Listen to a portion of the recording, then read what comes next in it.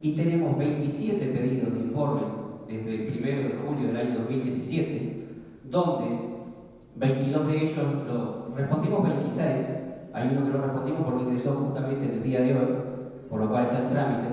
De los 26 que respondimos, 22 fueron respondidos dentro de los 20 días y los otros 4 los respondimos utilizando los mecanismos de los 20 días de prórroga. Por lo cual, desde este punto de vista, nosotros podemos decir que tenemos satisfacción con respecto al trabajo.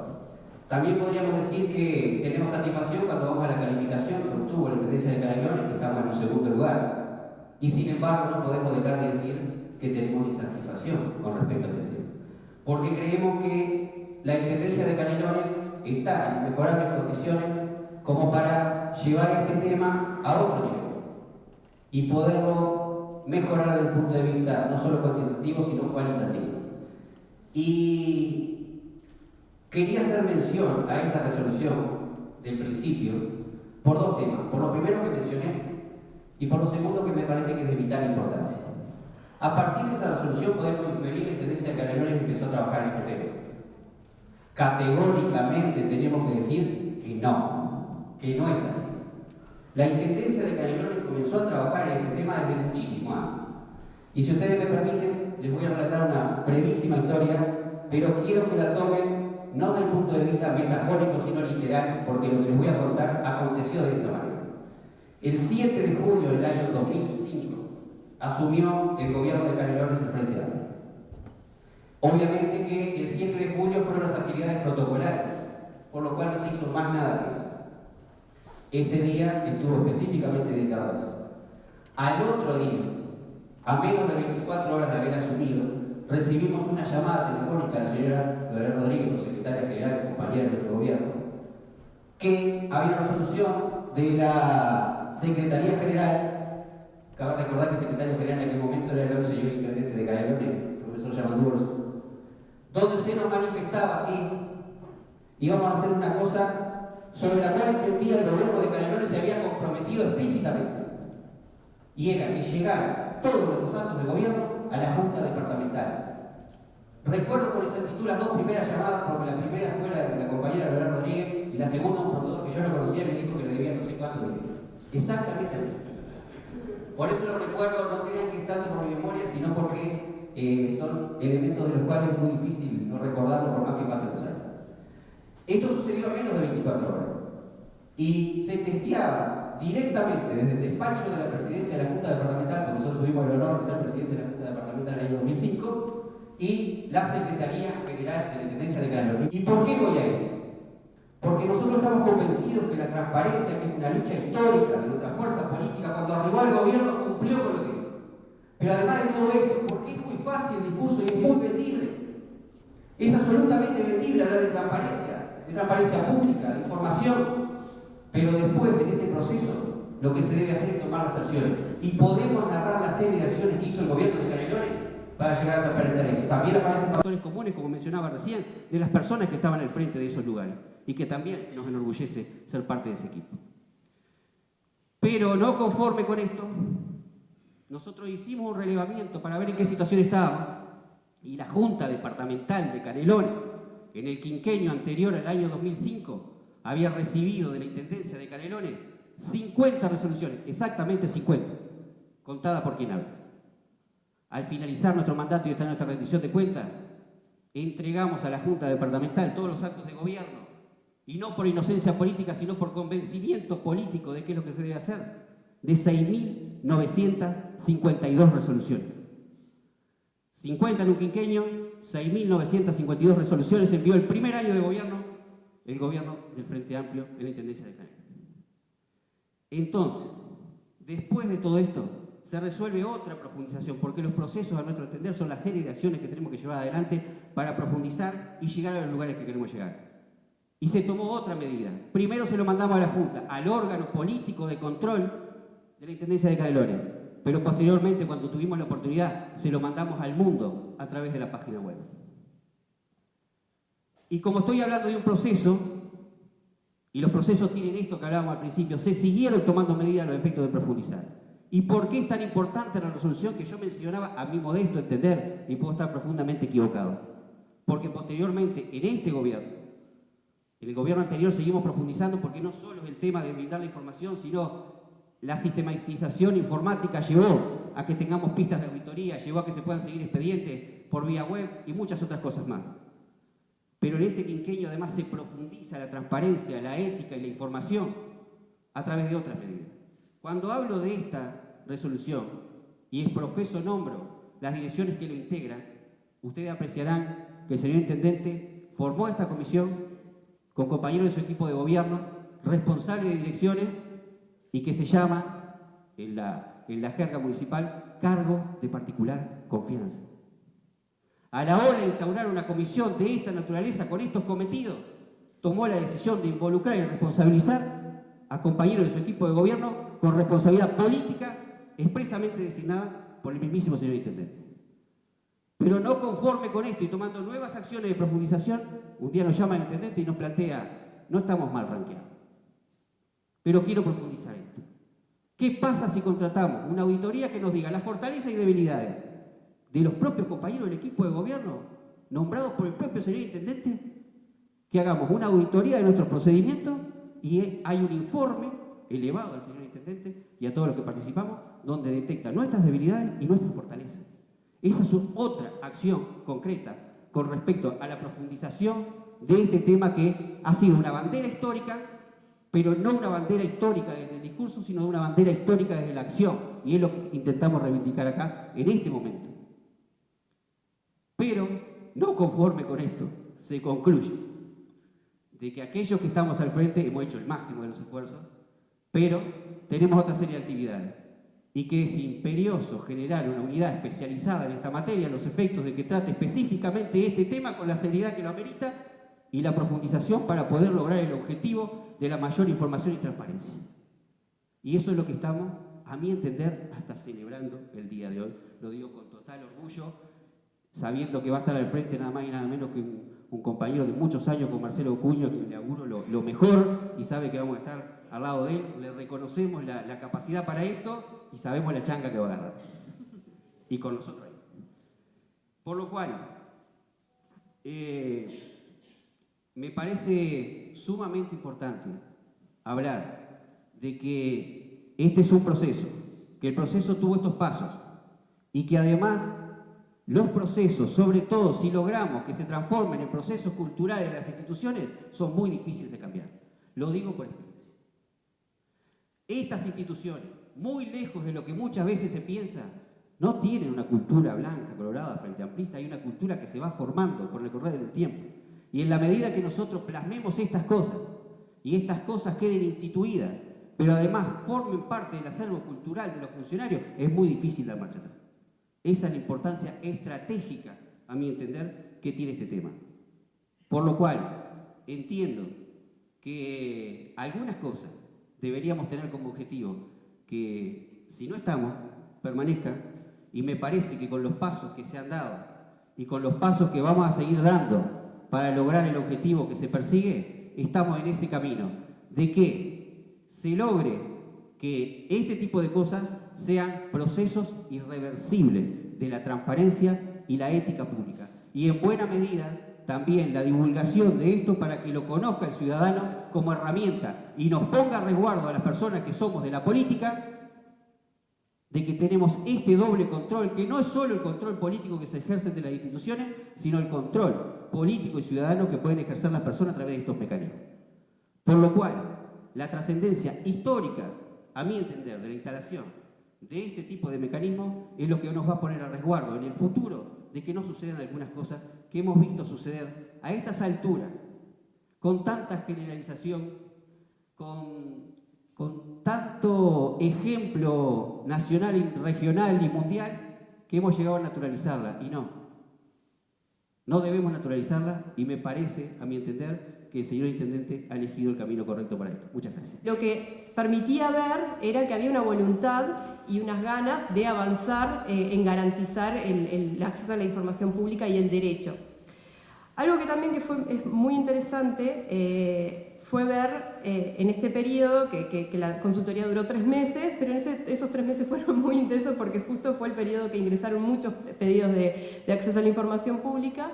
y ver que quienes estaban haciendo las solicitudes eran grupos de vecinos, personas particulares, que había algún periodista también, pero más que nada eran ciudadanos que querían acceder a determinada información.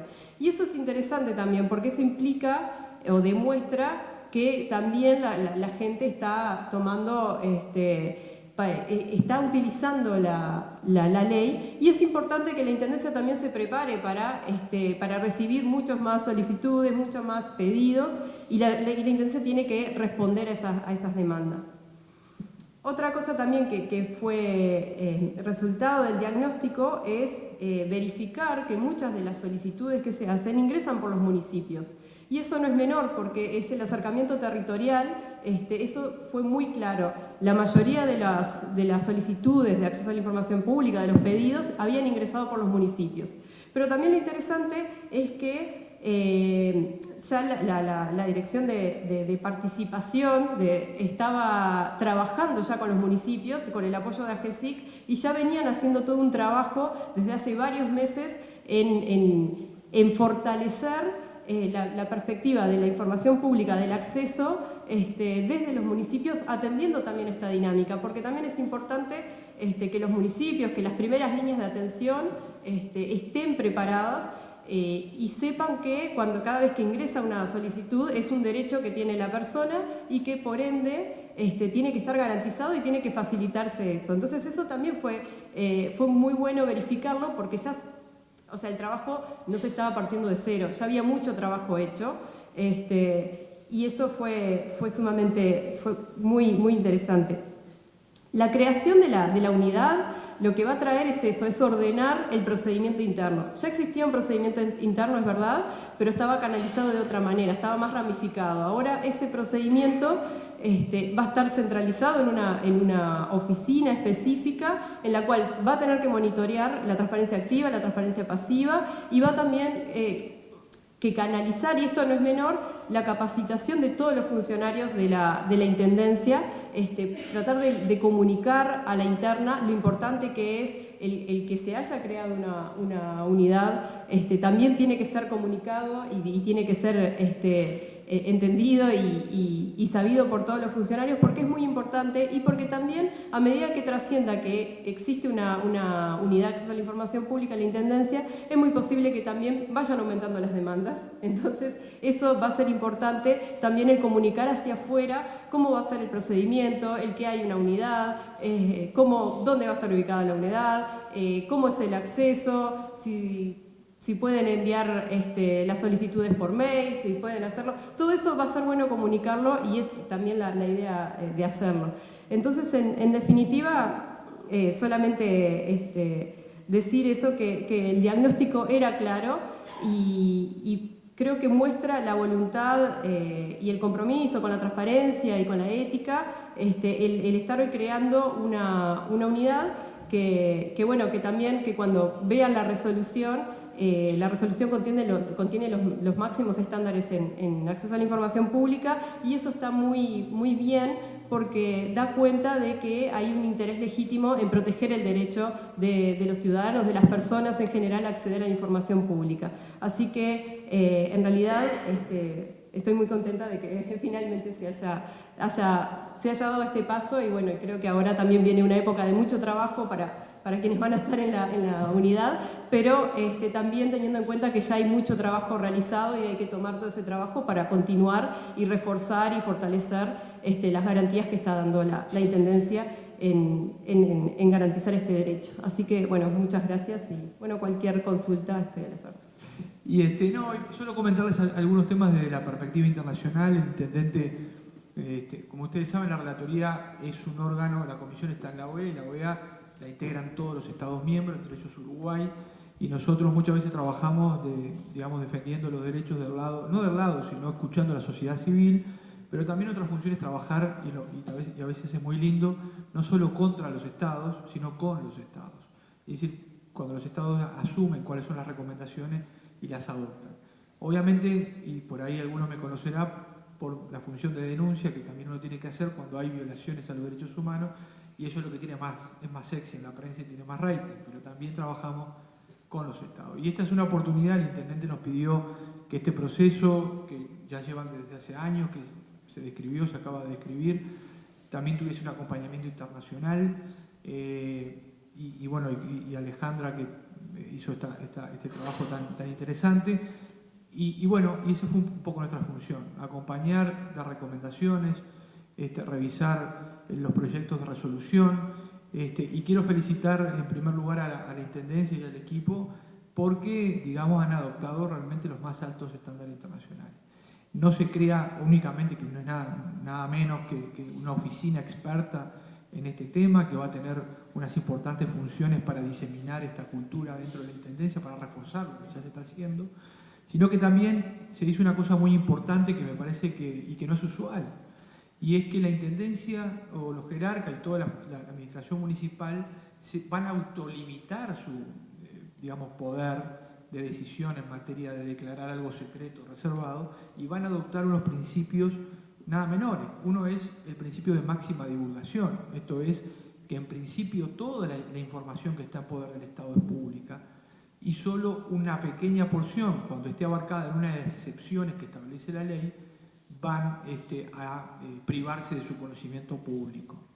Lo segundo que dice es que se va, digamos, a determinar una reserva siempre que el jerarca pueda fundamentar muy claramente que, digamos, tiene que proteger un interés muy importante, como puede ser la privacidad de las personas o la seguridad, en fin, de algún aspecto que tenga que ver con la seguridad pública, o un elenco muy reducido que tiene la ley de excepciones y que supongo que son estas las que más se aplican a la Intendencia.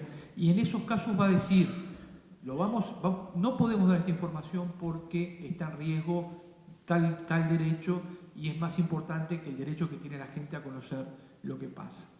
Y además sostiene, vamos a actuar de buena fe, dice la resolución. Porque una forma de ocultar información muchas veces es, te pongo el pedido en el cajón, lo aprieto, no te lo doy, mira, esa información no la tiene, anda a pedírsela a otro organismo. Hay muchas formas, digamos, de birlar la transparencia sin decir no te la quiero dar. Entonces creo que el actuar de buena fe, que es un principio que establece esta resolución, indica vamos a hacer todo lo posible por darle al ciudadano la información que solicita. Y aun cuando muchas veces requiera trabajo, porque uno piensa que la transparencia, como decía el jerarca, es un discurso muy lindo, pero la verdad que los derechos humanos, como es el derecho a recibir información en poder del Estado, requieren inversión también, requieren poner unos pesos en eso, y requieren también, digamos, capacitación y gente que se dedique a eso. Y por lo tanto, todo esto está contenido en esta resolución, que me parece muy importante, ¿no? Y digamos, ustedes recorrían ahora 10 años de esfuerzos en este sentido. Y entonces por eso me parece bien interesante también esta resolución, porque pese a que tenían buenos estándares, ahora quieren profundizar, ¿no? Entonces, recién hablando con algunos colegas periodistas, les decía, bueno, ¿cómo está Uruguay en este campo? Digo, bueno, si uno lo mira en el barrio, Uruguay está bien en materia de libertad de expresión, está bien en materia de debate político, de tolerancia, y está bien en temas de acceso a la información pública, y por ahí los índices dicen que estamos entre los primeros 20 países del mundo. Ahora, si uno mira los índices de percepción de corrupción, está primero Suecia, segundo Noruega, tercero Finlandia, y ahí entre ellos siempre están peleando el primer puesto. Ahora, siempre me he preguntado, porque trabajo en este tema, ¿por qué no podemos estar nosotros entre los 4 o 5 primeros? Como hizo Tabaré con la selección en algún momento, ¿por qué no podemos estar nosotros entre estos 4 o 5 lugares? ¿Qué hay que hacer?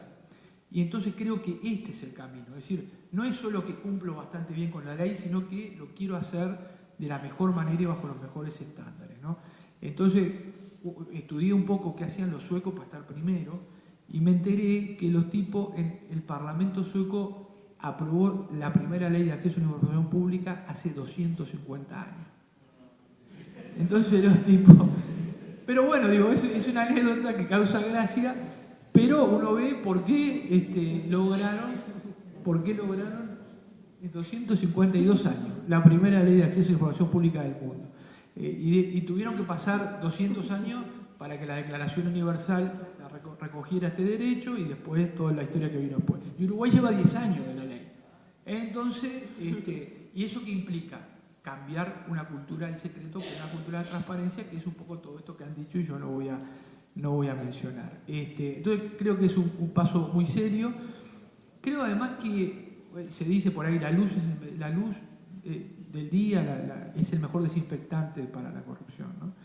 Y ahí me parece que este es un camino también, porque a veces yo escucho que los dirigentes políticos dicen si hay un problema de corrupción, que lo resuelva la justicia. Es un tema de la justicia. Y yo la verdad que no comparto eso. Creo que esto que recién decían, también tiene obligación de combatir la corrupción el Poder Ejecutivo, la Administración, el Intendente, obviamente los órganos legislativos. Y estas son las formas de hacerlo. Así que la gente tiene derecho a saber. Se trata de que la gente tiene derecho a saber. Que quienes controlan políticamente el periodismo tienen derecho a preguntar. Y que cuando se conozca la información habrá un debate, habrá una discusión y habrá explicación o no, o quedará saldada la discusión, ¿verdad? Pero no cuando el caso llegó a la justicia, porque ya el daño se hizo, o si se hizo un daño ya se hizo. Entonces creo que hacer cosas antes de que las cosas sucedan es muy, muy importante, ¿no? Obviamente, yo no desconozco que esto es difícil, van a estar más expuestos, hay veces que es más fácil trabajar con las cosas en secreto y no contarlas. Por eso me parece que este paso también implica mucho trabajo y mucho coraje en ese sentido. Pero también quiero decirles que también va a generar un círculo virtuoso. Creo que el hecho de que todos los municipios hoy se estén capacitando, que también tengan un organismo especializado, que se puedan conectar con lo que se hace a nivel nacional y a nivel internacional en estas prácticas, que hay todo un mundo ahora, una cantidad de países que adhieren a los principios de gobierno abierto y que dice, porque no es solo un tema de corrupción, también es un tema de desarrollo, ¿no? Es decir, si los comerciantes tienen toda la información disponible sobre la actividad comercial que la Intendencia controla, van a poder tomar mejores decisiones comerciales. Si alguien quiere crear una aplicación para mejorar el transporte de la gente y quiere saber la información sobre transporte y la Intendencia la pone a disposición de la gente, van a poder generar aplicaciones en el mundo ahora tecnológico. Entonces creo que todo eso va a suceder a partir de ahora y va a ser muy importante. Y por último, lo último con lo que cerraba Alejandra, que me parece fundamental. Es importante que es un gesto de la administración, pero también realmente me parece que en una democracia es inaceptable a esta altura, 30 años después de recuperar la democracia, que haya espacios de la administración que se ejerzan con opacidad y de espaldas a la gente. Entonces esto le va a dar poder a la gente. Y ya de hecho hoy 27 pedidos de información en unos pocos meses marca que ahora, cuando puedan también decirle a la gente que conozca su derecho a preguntar, va a venir una relación distinta, me parece, o más profunda con los ciudadanos para que puedan participar en política, porque también es otro discurso que decimos, queremos que los ciudadanos participen en política, pero si no tienen información para participar, simplemente van a opinar, ¿no? Y en la época de las fake news y la desinformación, los estados tienen una responsabilidad dando datos reales, concretos y verídicos de su actividad.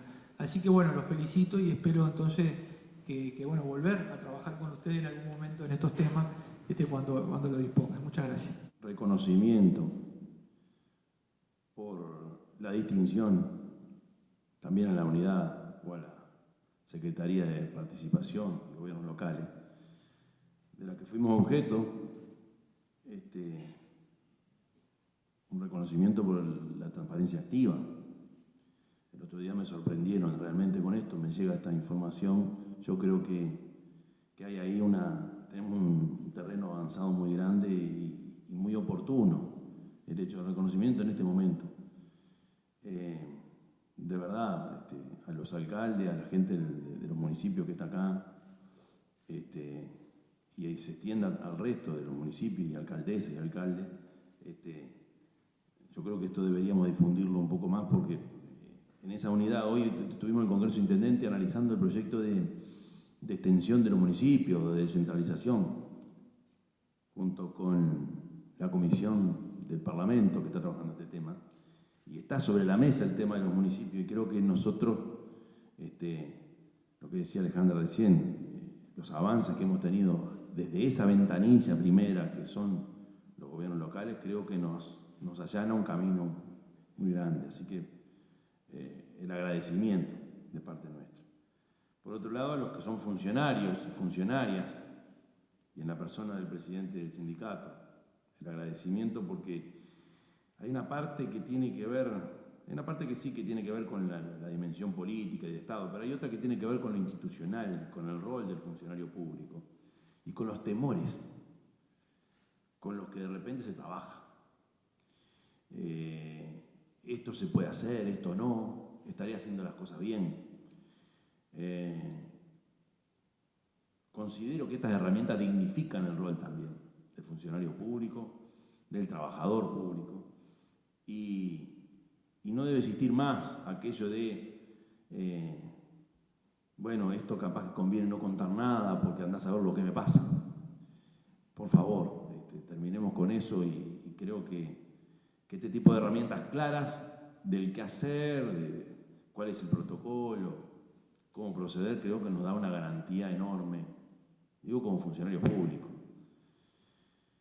Después está la otra dimensión, que es la dimensión más política, y acá está en juego sin duda la credibilidad de todo un sistema. También puede estar en juego la permanencia en el gobierno, no hay duda. Cuánto la gente confía en uno o en el partido al que uno pertenece o en aquel otro partido. Yo creo que lo que es más importante que eso es si el sistema republicano en el que estamos gana o pierde credibilidad. No estoy diciendo ninguna novedad para ninguno de ustedes. Cuando vemos los índices de confianza en las instituciones, claro, si comparamos con los países vecinos o con el resto de América Latina, ahora para Uruguay, con nuestra tradición del siglo XX,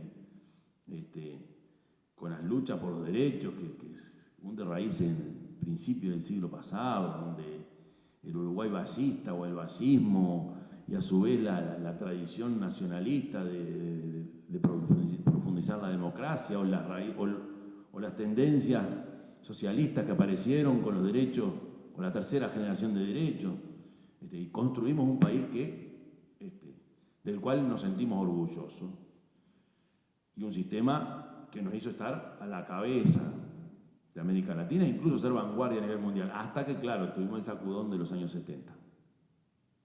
Yo diría el sacudón a partir de los 60. Salimos a la democracia y ya está, pensamos, vamos bien y las instituciones gozan de buena salud, a nadie se le puede ocurrir pensar en otra cosa. Sin embargo, el índice de confianza de algunas instituciones nuestras ha venido descendiendo. Y una de las cosas que se ponen ahí como causante, posible causante, esté en la desconfianza, obvio, fruto de señales que no son positivas, que pueden llegar a ser corrupción o no, pero sí hay un mandato o una demanda ética que no podemos desconocer, y capaz que sí, capaz que la exigencia es mucho más que antes, y capaz que sí. Ahora, si eso es así, quiere decir que la ciudadanía está asumiendo, o puede llegar a asumir, roles cada vez más protagónicos. Entonces, asumir que podemos hacer más, asumir que cuanto más transparente o cuanto más abiertas son las ventanas, es mejor, pero es mejor, sí, para la institución. Es mejor, sí, para uno mismo y para los colectivos políticos que integramos. Pero yo creo que para un sistema, para un modo de convivir en este país, que siempre es mejorable, sin duda. Pero también se fortalece a partir de un rol o de un papel del ciudadano cada vez más activo. Normalmente, por lo que sabemos, los periodistas son aquellos que quizá más utilicen esta ley, que cumple 10 años esta semana, me decía Lanza recién. Y no es casual que nosotros hayamos pensado en Marcelo al frente de esto, creo que si algo que he aprendido en mis compañeros periodistas es que son de pincharnos permanentemente para asegurar que la información salga.